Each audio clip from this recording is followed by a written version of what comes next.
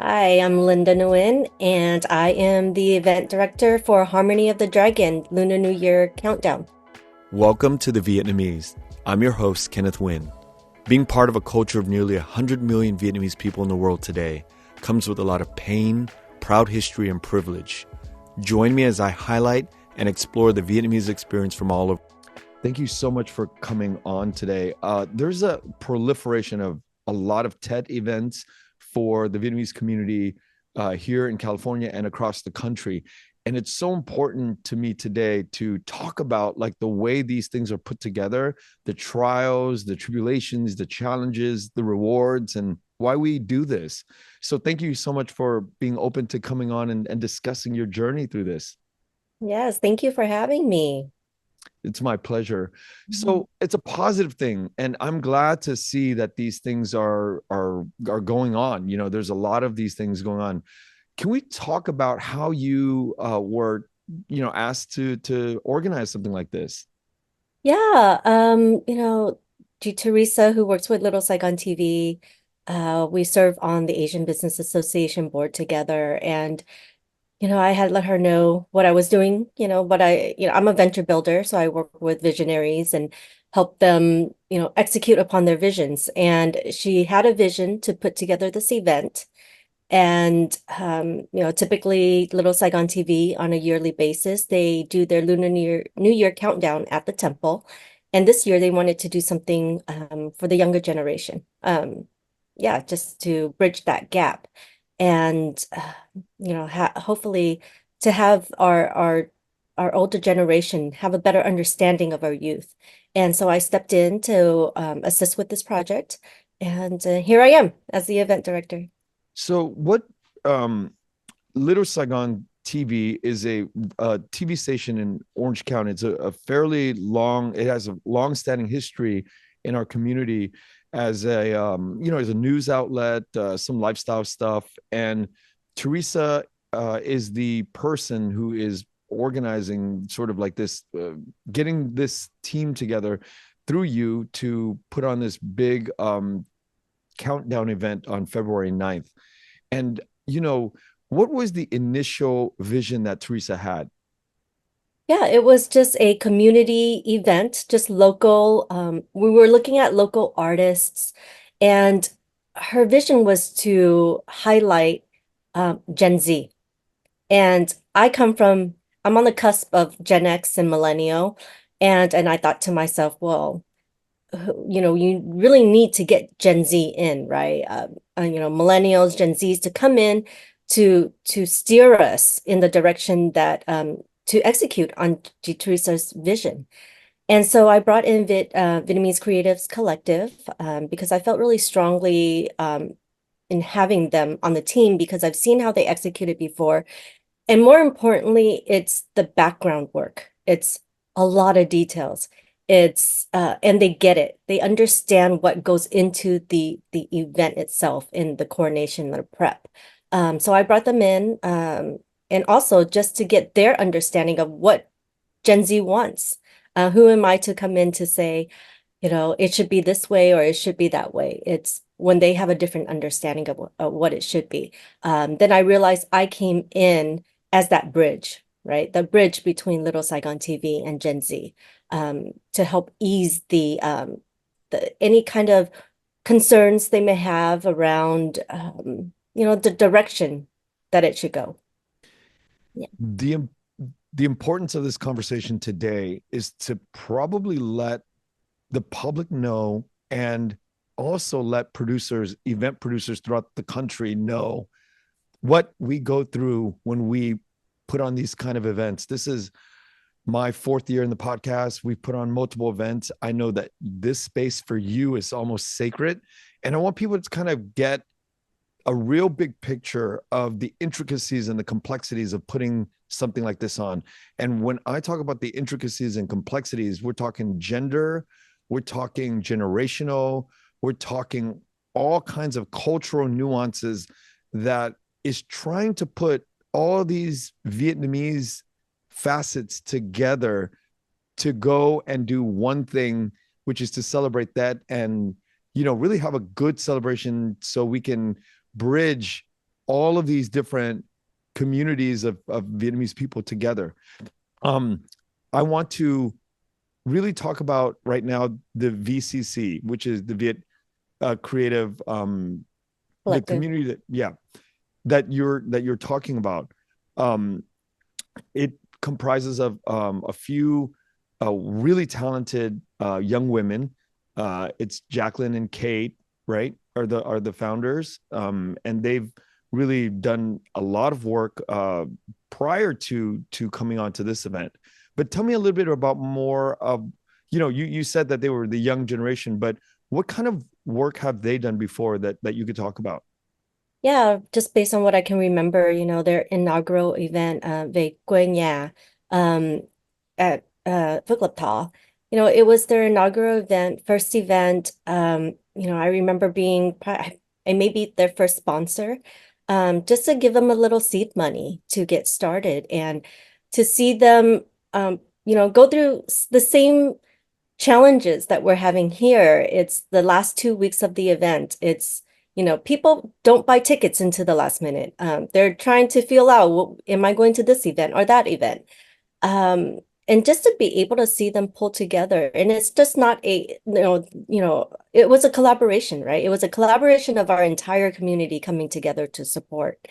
But to get 800 plus people to come out on a first year event, it was amazing for them.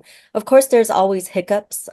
There's a lot of to be learned, and but yeah, their their mission of highlighting young Vietnamese American creatives, it's just like the Vietnamese podcast, it's highlighting our Vietnamese community. And I truly believed in what they're doing. And since then, they put on smaller events. I believe they did, Vietnamese in music, um, just real voices. I've just seen their passion and their authenticity is what I gravitate towards. Yeah, and they did a thing with Gauki Yuing too, right? They did a talent one, which was amazing. I heard really good things about that. I've been to the first inaugural event at Phuc Lộc Thọ that they pulled off.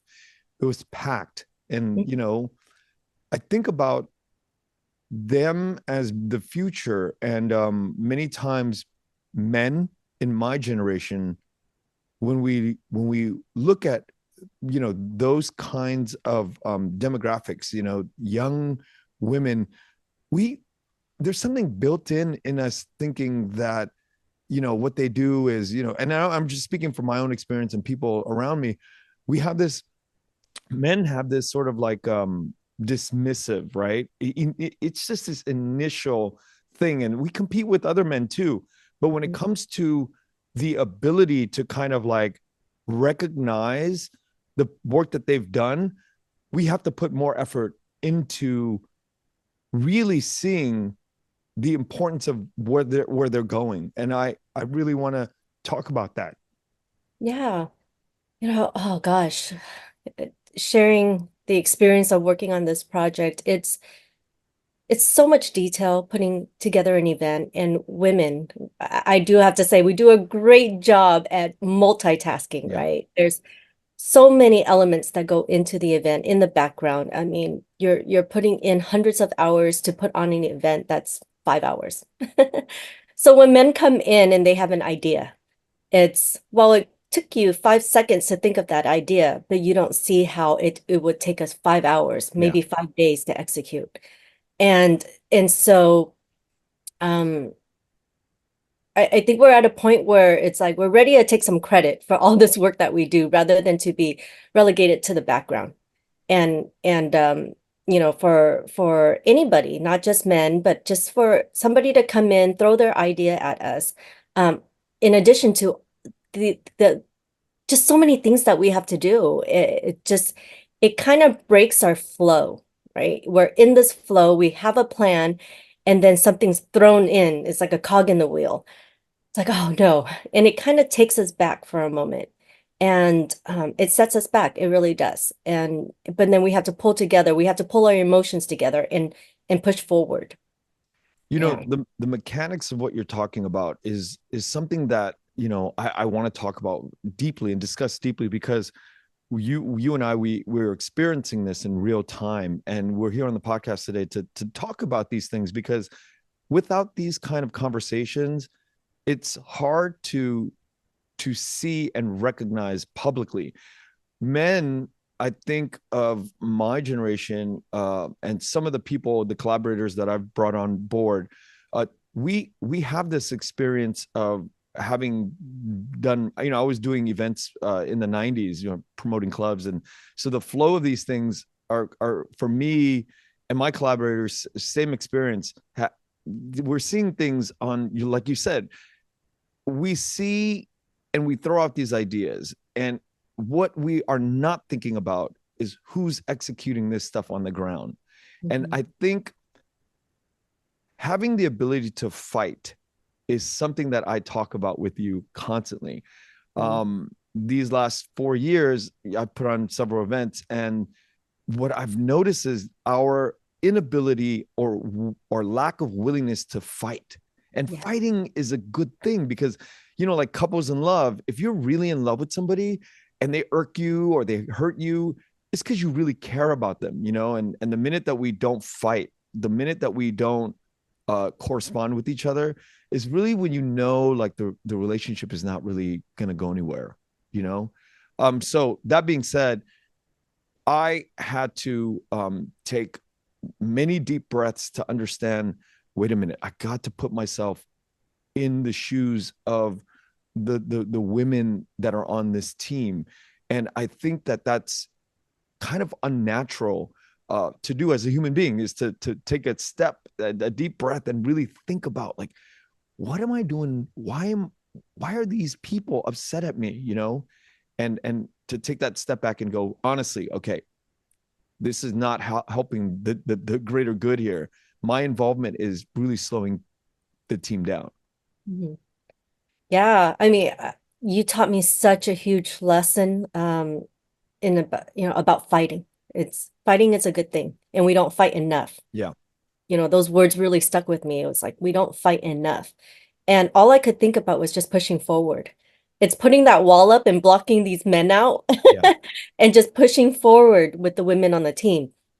But then I realized it's a collaborative effort, and we need everyone involved. yeah, And for you to make me realize I needed to stop and fight, I was so thankful. Like, we needed to have those conversations because we need to I think I was trying not to be emotional, but you gave me the opportunity to lay it out and be emotional and let the others hear the pain I was going through, the stress I was under. And I think I'm glad that we're on, on this podcast to talk about it because our community does need to fight. Um, we do. yeah. And this lack of communication between generations and genders, it doesn't help, because if you didn't speak up, if I didn't speak up, we wouldn't have empathy for what the other person's going through, right? It really is so important to know that you are feeling a certain way. I mean, and people say, oh, this new generation is so sensitive. And, no, it's important to be sensitive. It's important to know that there's human beings on the other receiving end of our communication, our forceful communication in on the gender side, conversationally on the gender side. There is a lack of empathy for what is being received on the other end. And I think that sensibility and that sensitivity is so it's like ground zero today with where we are as a community, Vietnamese American community. I'm sure this is happening in Vietnam too, but we need to do, men need to do better. And that's really and something I want to emphasize. Yeah. You made me realize something, about putting myself in someone else's shoes, right? Is I didn't take that time to put myself into your shoes and think, why is he telling me this? Why is he coming up with these ideas? Or why is he not helping me? He's coming up with ideas, but he's not helping me. Yeah, And then I realized, you just made me realize it's just innately in men yeah, to be fixers, right? To be solvers, to be problem solvers. So you came with a solution, but you didn't come with how. yeah, yeah. Yeah. So Yeah. and yeah. and that's that's a thing. It's a real thing. I watched the dynamics in my own family. My dad had a lot of ideas, but my mom was the person who executed. Mhm. Silently executing, painfully executing for 40 years of their marriage. It's like it's so unfair, and I think that's the almost the beauty of being a Vietnamese American is that we can talk about this, we can discuss it, and we can do better. It's just a matter of really talking about, how things are done, and hopefully that the women are feeling comfortable enough to speak up and talk about these things. Yeah, and I do want to touch upon just I was so thankful and so grateful that you were open to being vulnerable and listening and understanding. I mean, I took so much time to craft this email to you to share what we were all feeling. Yeah. And I only hit send because I knew you cared. And that was the only reason why I took the time to do it because I knew you cared enough to um, to really understand what we were going through. Because I don't think anybody told you what we were going through on such a limited team. We're three women, three and a half with my daughter. And I only put my daughter in because I needed additional resources, I needed additional help. Um, Little Saigon TV gave us this responsibility, gave this opportunity that we need to seize. And it's really for, it's an opportunity you just don't give up, right? For our community to highlight our young Vietnamese Americans.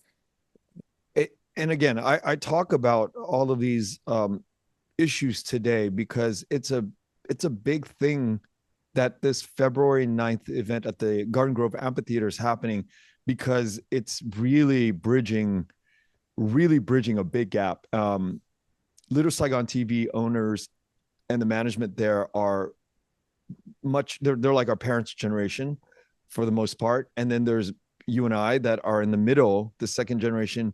And the VCC team is the youngest generation. And we're dealing with these generational dynamics.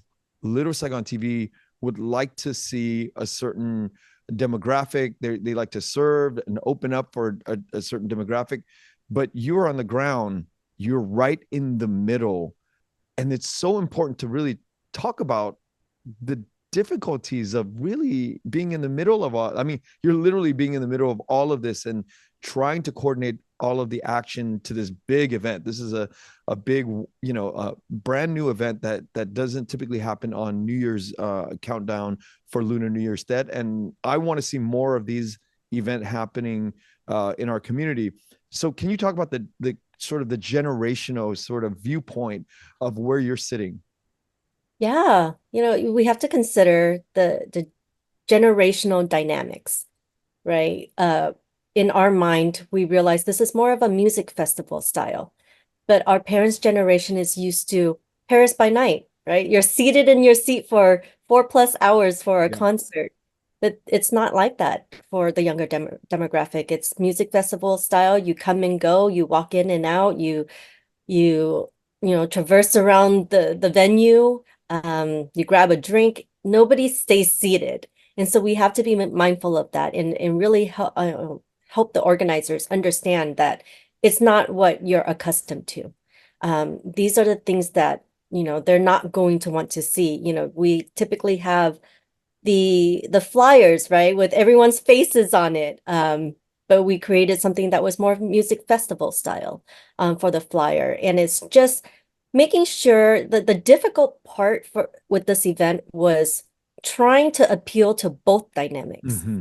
And then you realize, well, who are you appealing to? Are Yeah. you appealing to Gen Z? Are you appealing to Gen X and boomers?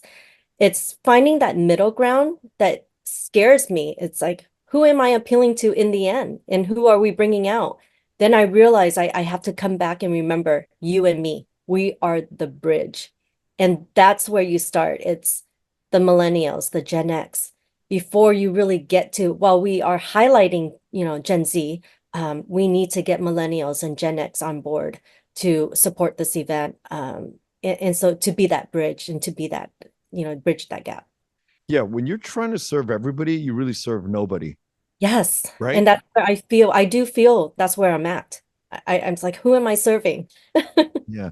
But, if we are trying to serve the millennial and Gen Z, the younger generation, it's really a different level of service and it's a different vision because I think that the American sort of way of looking at music festivals and moving around and not standing and seated and just sort of the mobility at an event very different from Paris by Night and the traditional way of putting on these kinds of shows. It's like sitting in one place for 5 hours, easily five. I've been to one Paris by Night. It was like 7 hours or something like that. Oh, So the attention span of the youth is different. The kind of musical genres are different. And then trying to infuse these sort of like lion dances, these sort of like different facets of entertainment for the young is quite different than what we would expect to do for the older generation. yeah, it's infusing the tradition, right? Infusing tradition was where it was difficult for me to figure out how to incorporate because if I throw it into the middle of the program, that's when, our attendees will get up and probably walk around because they're not familiar, right? We're Vietnamese Americans now. For example, I was born here. So to throw something extremely traditional in the middle, it would probably lose my interest and I would get up and walk away and use the restroom or take a break. So those are the things that I had to navigate. Other things I had to navigate. It's, we're used to giving sponsors time on stage, Yeah. right? The giving, think about your in between performances, you get a sponsor who gets up and speaks. Well, our younger demographic again will get up, use the restroom, break time, because they think of it as a commercial break. Right. You Yes, get turned off and then you just yes. get up.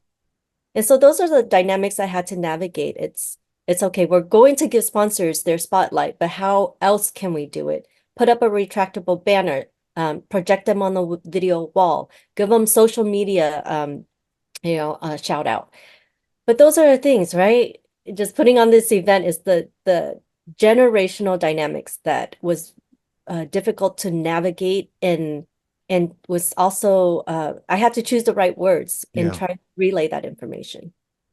It's like at the end of the day, when I think about this with you, I'm like, why do we do this? Why are we trying to and I'm asking in a serious way. I'm not saying, well, why are we wasting our time or why are we expending so much energy? That's not what I'm saying. I'm saying what is the importance of bringing tradition into our young communities? Why is that even because when I think about the Japanese communities, 4 generations, 5 generations later, Mhm. most of them don't even speak Japanese anymore. Most of them don't even care to go back to the homeland.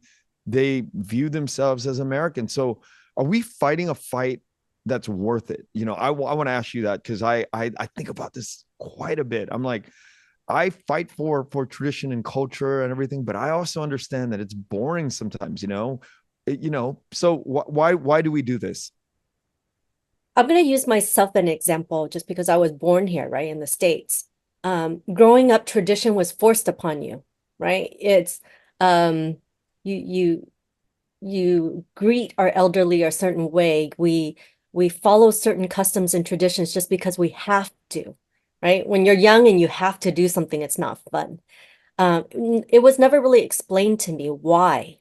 It wasn't until about, I would say, getting, 8 years ago when I started getting more involved with the Vietnamese community that I found people who were my peers, who were my age, and were, putting on an ao dai was fun at first, right? It was not really about why do we put it on, but it was just like, oh, it's fun. It was like a costume, right? It's just Yeah. like Halloween. Our Lunar New Year's like Halloween, right? You just put on this ao dai and never really thought about why. And then I started thinking back, when my dad took me to Vietnam, and there's just something about being on a motorcycle, being in the streets eating street food. And we don't have that here. I live in Little Saigon and I'm closest to, Saigon itself, but it's just there's just something about it that now that I have my daughter, I want to teach her, because she's far removed from Vietnam. She hasn't been to Vietnam to see what it's like, but I see her watching videos. She has that curiosity. So now I have an obligation. I have a duty a responsibility to teach her. And how do I teach her when I've grown up so Yeah. Americanized? Yeah. And yeah, that's where I feel this is my personal example as to why this event it means so much to me. But I do Yes. want to ask you, like, Yeah. why the Vietnamese podcast, right? Why not, the Asian American podcast, but why Vietnamese podcast? Because I am on this journey to answer that very question. I think I'm going to spend a lifetime trying to figure out why the Vietnamese culture is so important to me, even though many of it is, boring. Many Mm. of it is sort of like not me. There's so much in the old country. I can call it the old country because it's our parents where they came from. In the old country, there's things that they do that just doesn't make any sense to me. But as I try to discover more and more stories that are within the country, old country, and then with the new, the diaspora, there's a beauty to seeing how the Vietnamese has evolved. But I don't want us to be like the Japanese 5 generations downstream. I want us to be more cohesive. I want us to have more an appreciation for the difficulties that our ancestors and our previous generations. And I think having that like respect and that deep understanding of our cultural values is very important because then it informs future generations on how to be distinctly who we are. It gives us a blueprint. Yeah, you could be an American, you could be a European, you could be an Australian or a British person that is, with Vietnamese roots. But then are we just going to become like whatever that country that we all got exported to, right? It Yeah. just, there's like these layers of like beauty coming from tradition that I want to kind of like keep informing our community as it's evolving and growing. But I don't want to lose and forget. So that's why I want to really like work with you and the VCC team and make sure that this is not a one-off event for us. I want to make sure that all the collaborators that are in our community, the men can work with the women, the old can work with the young, so we can show the world how beautiful the Vietnamese communities can work together. And I think I think it's very possible because you know this is my fifth or sixth event in the last 2 years, and I every one of them had fights. Every Mhm. one of them had breakdowns. Every one of them, 2 weeks, 10 days before the event, we were just like, oh, this is not going to work. Yeah. Every one of them, every single event that I've done has this dynamic. So um I want to make sure that we get used to this.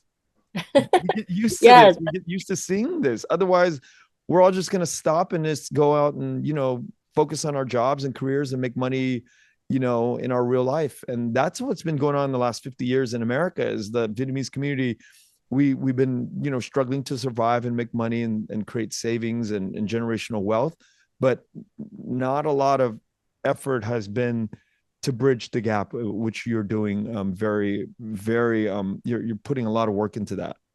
Yes. I mean, I do ask myself sometimes, like, why do I do this? Because it's so much emotion, so much stress, so much thought that goes into it. It's all consuming. It Uh, really is. It is. It's really all consuming. Uh, but you and I, we're here. We're here to keep tradition alive for our Vietnamese community. All right, well, now let's get into the event. Let's talk about what is going on February 9th. What exciting things that you've and the team has programmed for the community for February 9th. Yes, we have different, performers through different mediums. There's comedy, there's let's see, there's comedy, there's dancers, there's singers. We have bands just to show the diversity of talents in our community. So we're excited to feature them and so it is different genres of music, which is going to be awesome to see. I mean, you have from folk to pop, uh, yeah, it's just exciting to alternative rock. And why is this important to feature all these? I'll start with this.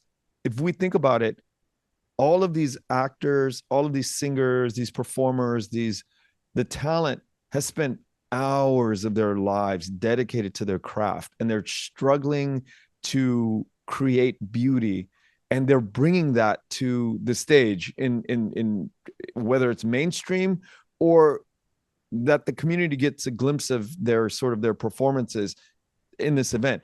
And it's important because without the stage that they're being offered at February 9th, they're out there really doing their thing in the mainstream and trying to get a leg up in the mainstream. But we as a Vietnamese community need to get behind these talented people and support and begin to understand that there's a whole generation of Vietnamese American performers in the world of mainstream that are trying to make ascend and put their name out on the map in the real world. Yeah, there's one performer in particular, and he's just so excited. And I was thinking, but you're in mainstream, right? You're out there. You made a name for yourself outside of the Vietnamese community. Why are you so excited? And he said, it's because I've never seen anything like this for the Yeah. Vietnamese community. And it just made me, I did get emotional because it made every um challenge and obstacle worth it. And when he said that, I just thought, wow, you're already out there. You're doing well. You're doing, extremely well out there, with the non-Asian, I mean, non-Vietnamese community. And he's very connected in the Korean community and he's done very well. But when he said that, it just makes it all worthwhile. And you realize the purpose of this event is being met. Oh, that's great to hear. Yeah. That enthusiasm is probably shared throughout the younger generations, ethos, that the way that they think about being part of the community, and it's a home. We should have a home for these performers that are, you know, uh, trying to break into the mainstream in America and international markets. It's like you need to have a home. We need to have a place for them to look forward to and say, hey, this is where we started. And, like the Viet Film Festival, right? Like what Vala and Isale has done for the Viet community, she has really planted the seeds for a home base for Vietnamese filmmakers. And Mhm. it's throughout international, it's a Vietnamese International Film Festival. And what you're doing now is very similar to what Isa is doing, but you're doing it for a general performing, different artists, a variation of artists. Whereas VIF has been focused on film, and you could see today the flowers that are blooming in that garden. And I just started thinking about it right now as we're talking, that the garden bed that you are preparing for our community, whether it's this event or iterations of this event in the future, is so important to have a community of artists come together. Yes, speaking of home, right?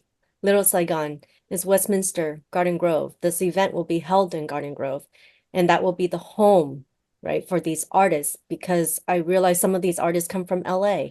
And Vietnamese community in LA is pretty scattered throughout. And so to give them a home here in Orange County, in Little Saigon and Garden Grove, that's um you're making me realize so many things that I didn't even think of because I'm in the trenches, right? Yeah. I'm putting on this event, I'm working out the details that, I'm so grateful for our media partners to help us promote because I don't even have time to even ask my friends to come. Yeah. So, Yeah. yeah. No, I completely empathize with that journey.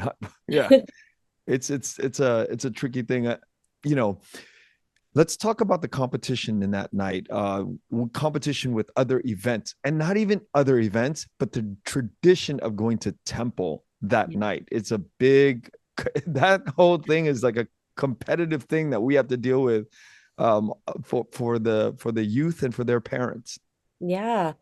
so many competing events that night. There is a K-pop concert, right, in LA. So that takes away from our Gen Z demographic. There's well, Gen Z, half of them are under 18, right? And there's curfew at 10 p.m. Yeah. Our event goes on to midnight. And then you have their parents who go to the temple. So now it's like a tug of war. Let's see, what else do we have going on? We have the traditional Vietnamese concerts that go on at, the restaurants, the local restaurants. Then it's Valentine's weekend. Mm.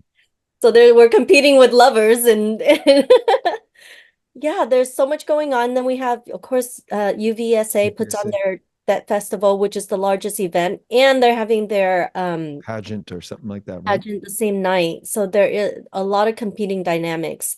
I think between you, the media partners, Johnny, coming up with the idea of reaching out to students and teachers. It was a great it was a great thought, and we quickly compiled a list of educators to reach out to, and so hopefully we'll seek some support there. Yeah, shout out to all the media partners that are helping to collab, starting with Little Saigon TV. I want to recognize, that great effort. Little Saigon Official, Futta Culture, VidQ Media, all these partnerships, VCC and you. I mean, this is like a real big collective effort. It's the first of its kind if you think about it, right? It's yeah. I'm very proud to be asked to, to be a part of this event, and I'm very proud that this event is existing. And I know that we're up against a lot of different traditions that, temple and, the UVSA. But at the same time, if we don't try to do something different, we won't have another avenue of tradition to go forward without with the idea of engaging the youth. We just won't have a way to do it if we don't do this. Yes. And we really just figure it out, right? The last week or two of the event, we just figure it out. And I know we're going to have a great turnout. Yeah, we will. We will. I'm very confident because, like I've said many times on this podcast with you, that it looks bleak like a month out, 2 months out, or when you start doing this and you start putting the pieces together, it's like so much iterative sort of actions, and you just don't see the sort of like where it's going, and it gets dark and bleak. But when you start to come to sort of like the third or fourth, 3 or 4 days out, things start to get really awesome. And then the night of the event, it just things turn out a certain way, and there's this sort of cathartic feeling after the event. Yeah, and we definitely wanted to keep it simple. And we do have some vendors, but we try to limit the vendors just so that our team can actually enjoy as well. And we're Yeah, not just running around with our head cut off on the day of the event. We do want to be able to step back and just stand and watch a performance or two. yeah. Can we talk about the theme? How you name the event, and what does that mean for sort of like the night? How does that guide the night? Yeah, so Little Saigon TV actually came up with the name Harmony of the Dragon. Um, And so we kind of built off that word harmony. We used that word and we just said, okay, how do we create that harmony between generations? The harmony between, what is that common ground? Is that we're Vietnamese Americans? Despite your age, despite your generation, your viewpoints, the harmony is the fact that we're Vietnamese Americans. That's beautiful. And the talent that you guys have invited to perform really shows up in that sort of harmony. There's a comedy group, Embarrassed by Night, I believe, right? You guys invited Embarrassed by Night. That's like, that's a brand new thing in the world. If you think about it, it's like that never happened 5 years ago, 10 years ago. These Mhm. guys are like, younger than us, and they just are really doing their best to put on comedy shows up and down California. And this is happening in New York. And so having that sort of like that harmony of different performances, different styles of entertainment is so important to what you guys are trying to do. Yeah, and we're giving them that platform to do what they want to do, right? Not what our parents wanted Yeah. or expected of us. It's they're doing what they want to do, and this is why we're doing it. And we're going to show our older generations, how talented they are. Now, this next question is a learning question, teaching question, a teachable moment for other organizers across the country trying to create these sort of like events. If you were to see yourself 2 months ago, what Mm. would you have said to yourself? What are the things that you could have told yourself going into the planning, the putting all of this together? What would you have told the Linda 2 months ago before you started this endeavor? Hmm. What would you have warned yourself? What would you have motivated yourself? What kind of words, kind of ideas would you throw out there to the Linda 2 months ago? Yeah, it's to fight. It's to fight. It's just to keep fighting. Once I get hit with something, just keep pushing forward. And that's what you taught me. It's a biggest lesson for me, I have to say. It really we have to teach our peers to fight. Um, we really do. It's just that's all I could really think of Yeah, is just yeah, to yeah, fight because when I was experiencing those obstacles, I really did put up a wall because I was protecting the VCC ladies, right? I was protecting them so they can focus on coordinating the event. I also I also became that I had to absorb what was going on because I didn't want Little Saigon TV to know that, okay, we're hitting challenges, we're hitting obstacles. But I also didn't want VCC to know everything because I didn't want them to slow down. But I was slowing down. I realized I was personally mm, slowing down because I was exhausted from dealing with dynamics, you yeah, know, gender dynamics, right? And generational dynamics. And it was a lot for me to take in, and I may not have shown it to everyone, but when I was alone, it was just a lot for me to bear. yeah, And yeah. yeah, keep fighting.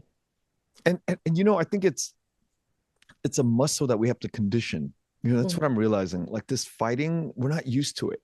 We're not used to like getting into brawls like verbally, and you know, we're just used to kind of like repressing our feelings, and then it festers. You know, like had you not told me about all the feelings that you felt about my, being on that one call, it was messy. It was a messy call for me, and you know, I would not have known.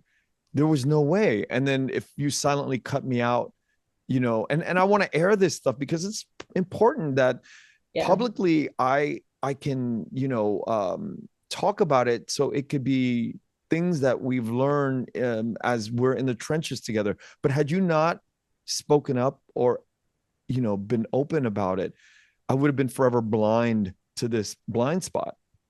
yeah.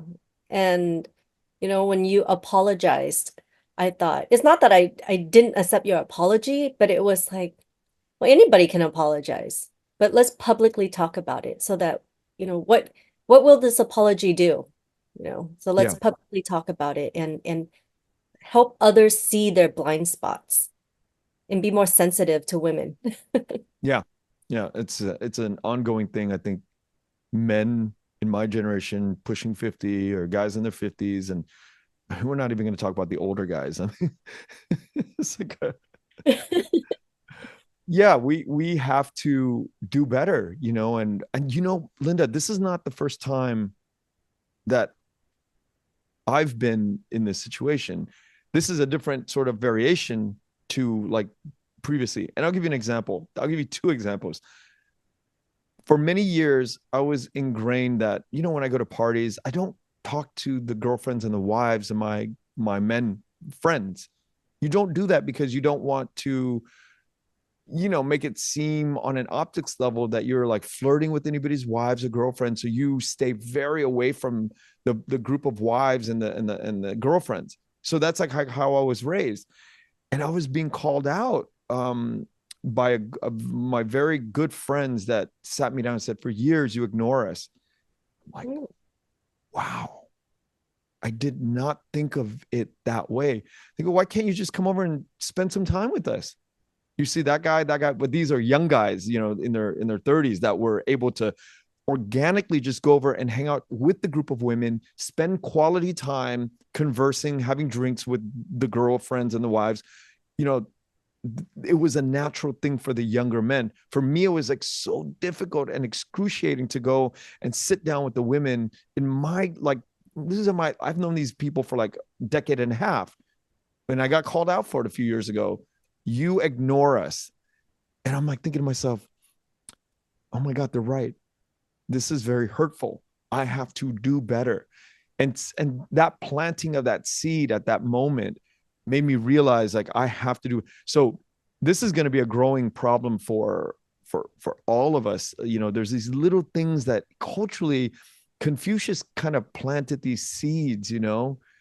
So it's we can't function like that in America because that's just not the right way to do it.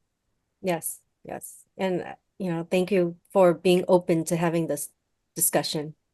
Yeah.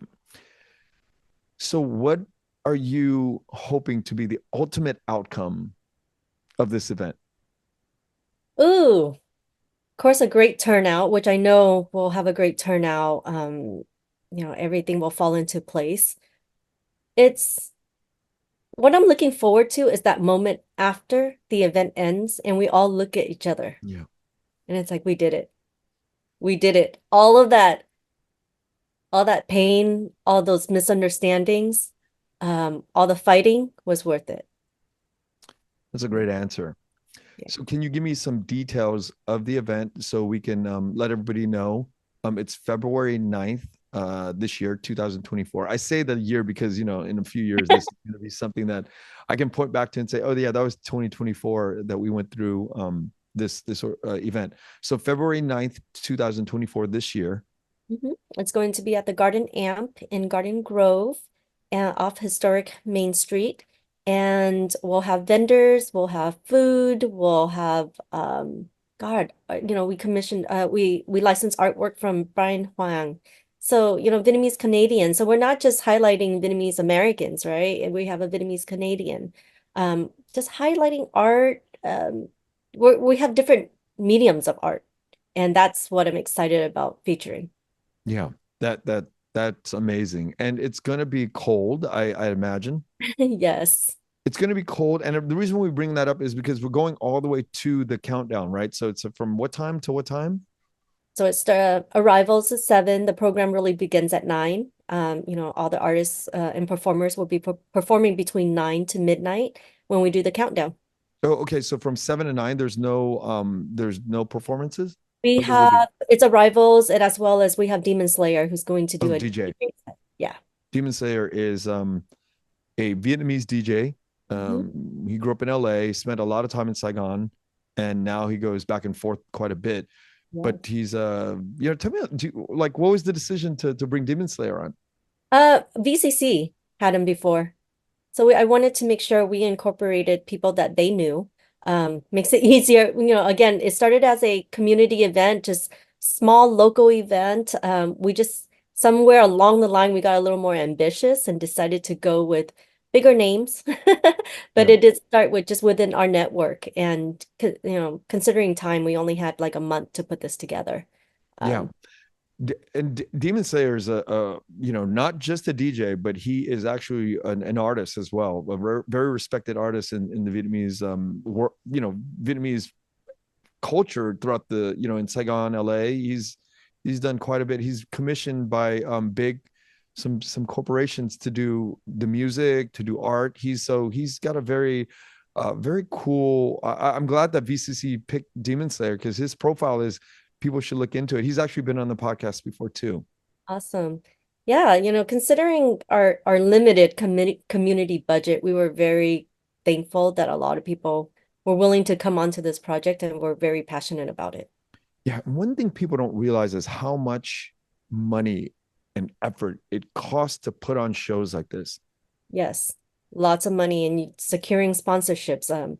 No, that's a thing. There's marketing, there's sponsorships. It's making sure that the sponsors receive everything that we promise in the Promise. package.